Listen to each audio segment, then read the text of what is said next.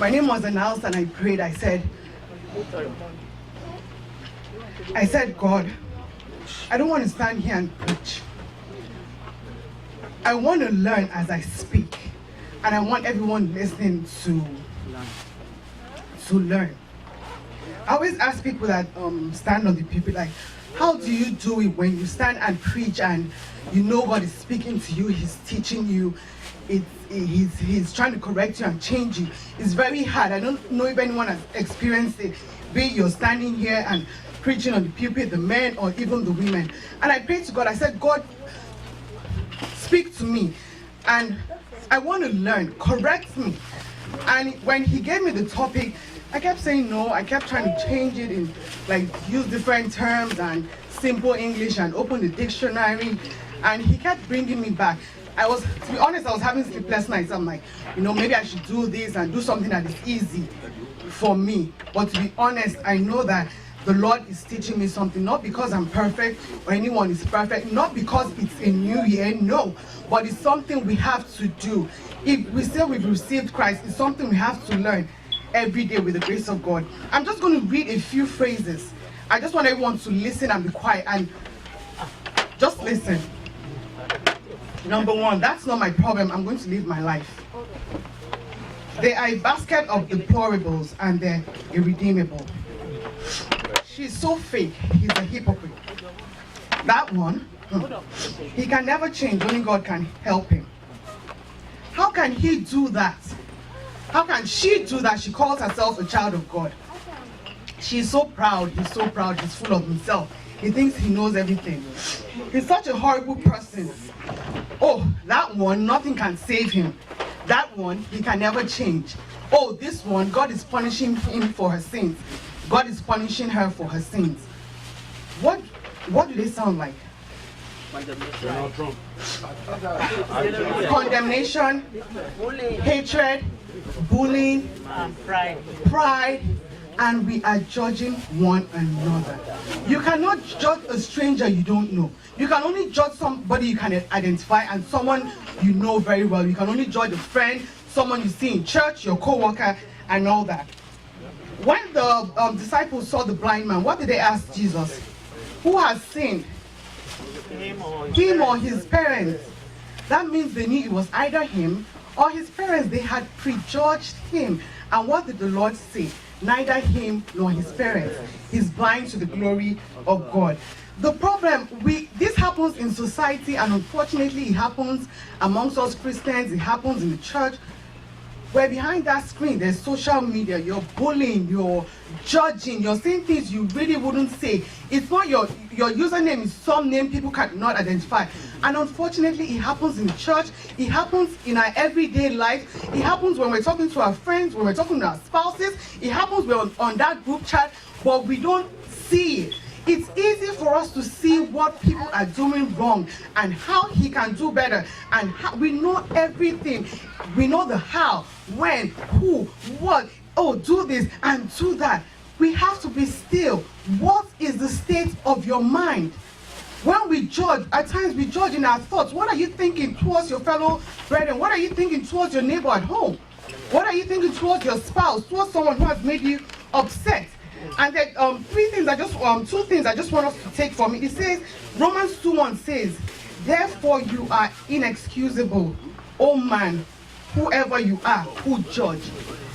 For in whatever you judge another, you condemn yourself. When you're judging somebody else, you're condemning yourself. And when you condemn yourself, that is the height of it. It's terrible. It says, for you who judge, you practice the same thing. Matthew 7:1 says, judge not that you not be judged. For with judgment you judge, you will be judged, and the measure you use, it will be measured back to you. If you are in church, on last week's Sunday, the Christmas service, our daddy said it all. We think we're perfect. We see, we say, oh, that's how I've been, that's my nature, that's the person I am. God did not create us and give us evil.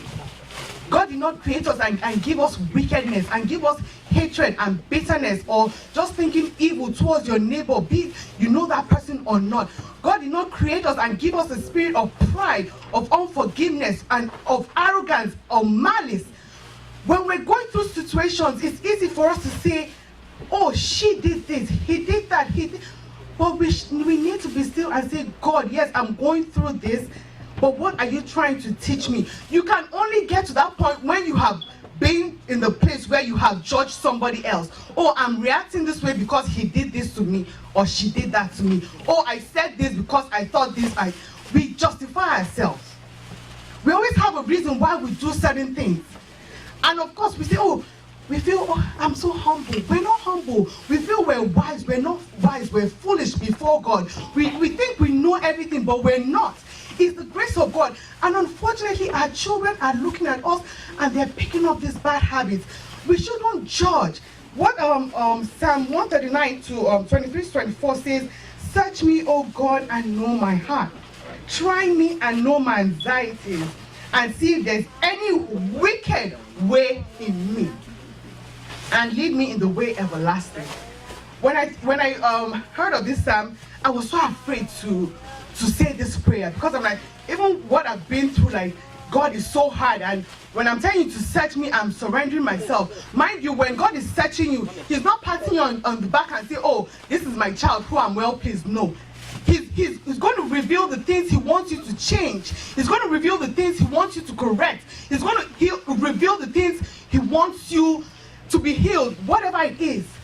So when God is searching, before I said this prayer, I was so afraid. I'm like, God, give me the strength. When God is searching you, it's going to be a horrible experience. You're going to feel stupid. You're going to feel foolish. You're going to feel that God has forsaken you. And you're going to feel like you're a fool on earth. But at the end of the day, my sisters and my brothers, it is worth it. I'm not standing here because I'm perfect. I'm not standing here because I feel I'm Mary, the mother of Jesus. No. It's something I've experienced, and to be honest, it's something I struggle with every day. I might not say something, but am I thinking?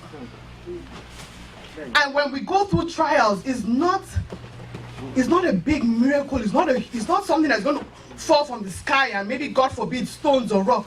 No. Trials every day, from your spouse, from your neighbor, from your co-worker, from that person you see in church, from your sister, from your brother. So I just pray, let us pray. It's the grace of God. I pray that not just because it's the new year, but every day as we live and walk in Christ, that will not judge anyone, so we don't directly condemn ourselves. Who are we to judge? Only God can judge. We're judging things. We can't create anything. We can't make anybody. Who are we? We feel we're so wise and we're so perfect. We're so smart. We feel, oh, I'm better than Mr. A. I'm better than Mr. B. But before God, he just looks at us and shakes his head. But the good thing about God is loving. He is merciful and he answers prayers. My prayer is that, the Lord continues to lead and direct us. It's a struggle that every day as we sleep and wake up, as we call upon him, that he will be with us, that he will live with us, that we're not going to be hypocrites, but do that which he wants us to do. May the Lord bless his word. Amen.